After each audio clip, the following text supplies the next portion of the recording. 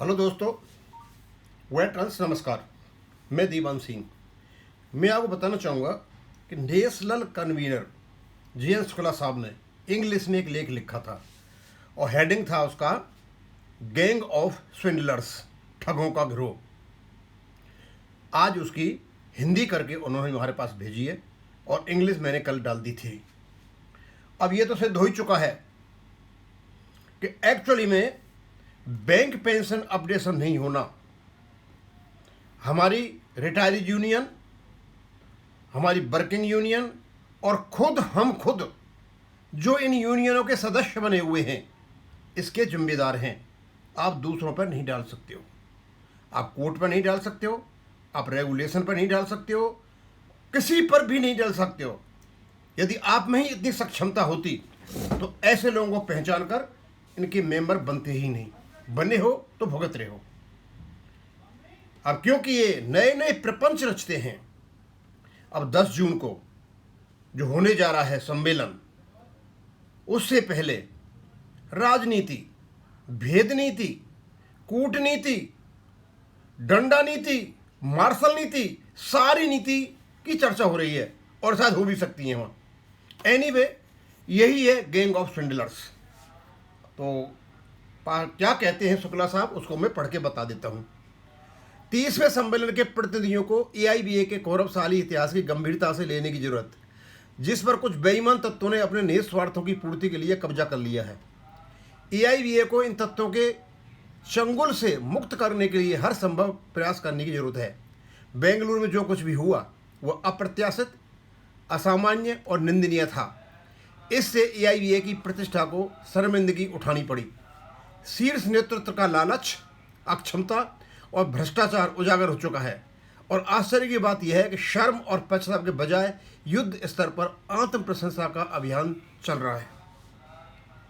और इससे पहले एक वीडियो डाला था मैंने EIBRF का, लोगों को बेवकूफ़ बना रहे हैं कि तेरे पर बेस्ट सेटलमेंट आ रहा है और हमारी आशा की किरण है कि हमारा पेंशन अपडेशन होगा। मुझे समझ में नहीं आती कि ये बुद्धि कहाँ रख करके आ गए।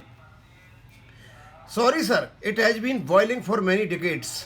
Finally, inevitable, it is busted. फूट गया ये पुत्रा भवासैया। बैंक कर्मियों 10 तक अपने खून पसीने से EIBA को पार्टिसिपेट किया। पिछले 2.5 दशक से ये गलत हाथों में पकड़कर बर्बादी की कगार पर पहुंच गया। ऐतिहासिक रूप से EIBA कोई 60 गांठ संचालित संगठन नहीं था। दशकों तक ये अकेले आगे बढ़ता रहा और ट्रेंड सेंटर बन गया। वर्तमान नेतृत्व ने इसे बैंक प्रबंधन का गोदी यूनियन बना दिया है और ये बात न सिर्फ जग जाहिर है बल्कि इसका गंभीर असर कार्यरत और सेवानिवृत्त बैंक कर्मियों पर देखने को मिला है। ये गोदी यूनियन होने का दुष्परिणाम है कि पेंशनर्स की पेंशन 38 वर्षों से अपडेट नहीं हुई, 5 दिवसीय बैंकिंग सहमति के बावजूद नहीं आई, वेतन वृद्धि के साथ ड्यूटीज बढ़ा दी गई। बैंक का क्लर्क LIC के चपरासी के वेतन पा रहा है, चपरासी कैडर समाप्त हो रहा है, दिहाड़ी मजदूर का शोषण जारी है, नियमित कार्यों की आउटसोर्सिंग हो रही है। पेंशनर का स्वास्थ्य बीमा नहीं, मूल वेतन काट कर स्पेशल अलाउंस बनाया और उस पेंशन ग्रेच्युटी और गणना से बाहर कर दिया गया। EIBA का वर्तमान नेतृत्व केवल कुर्सी पर बने रहने के लिए जोड़ तोड़ में लगा है। वह कैसे भी पद पर बने रहना चाहता है। पद के लिए वह EIBA को तोड़ने से पीछे भी नहीं हटेगा।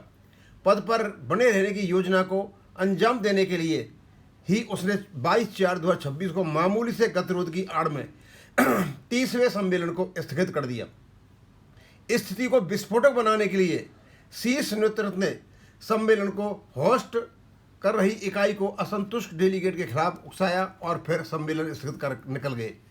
अब जो व्यूह रचना है उसमें 10/6/2026 को आनन फानन में नई टीम घोषित कर महामंत्री पद हथियाना तथा अपने चहेतों को पदाधिकारी बनाना है। पास के पासवर्ड और उपयोग और दुरुपयोग सभी जानते हैं। सम्मेलन में कोई कार्रवाई एजेंडे के अनुरूप नहीं चली। सैकड़ों प्रतिनिधियों, पर्यवेक्षकों को बोलने का मौका नहीं दिया गया। महामंत्री की रिपोर्ट पर चर्चा आई, आधी अधूरी, और महामंत्री का जवाब तो आया ही नहीं। प्रस्तावना पेश हुआ और नहीं पास। सम्मेलन का अंतिम एजेंडा पदाधिकारी चुनाव होता तो 10/6/2026 को सीधे अंतिम एजेंडे अर्थात पदाधिकारियों का चुनाव को अंजाम देना है। 10/6/2026 को और कुछ नहीं होगा। केवल तानाशाही का नग्न प्रदर्शन होगा, जो लुंगीवाला का मकसद है।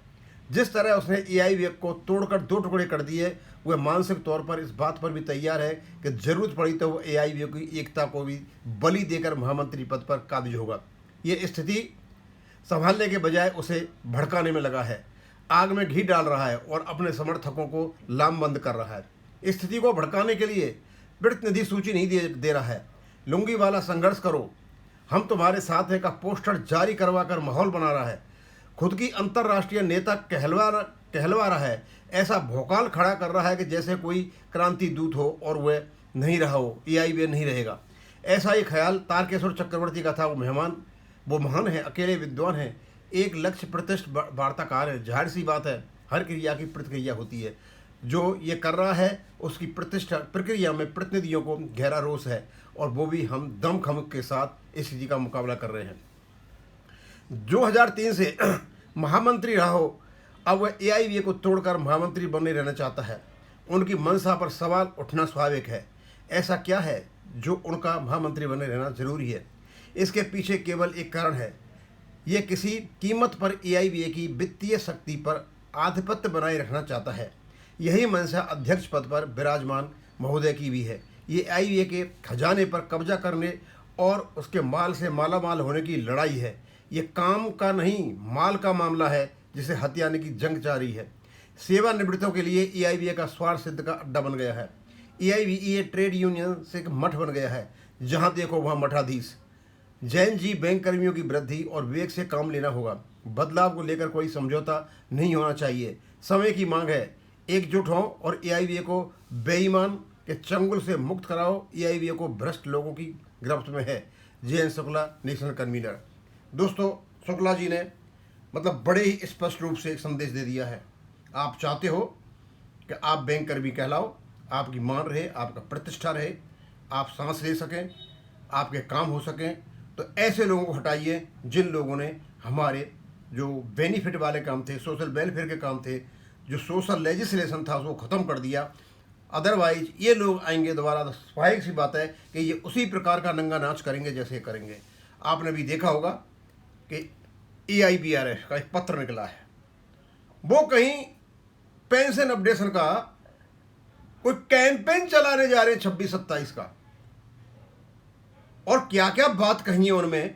मैं तो अचंभित हूं कि ऐसे कह कैसे जाते हो, लिख के जाते हो, शर्म नहीं आती है इनको। अब मैं यही खत्म करूंगा। थैंक यू, धन्यवाद।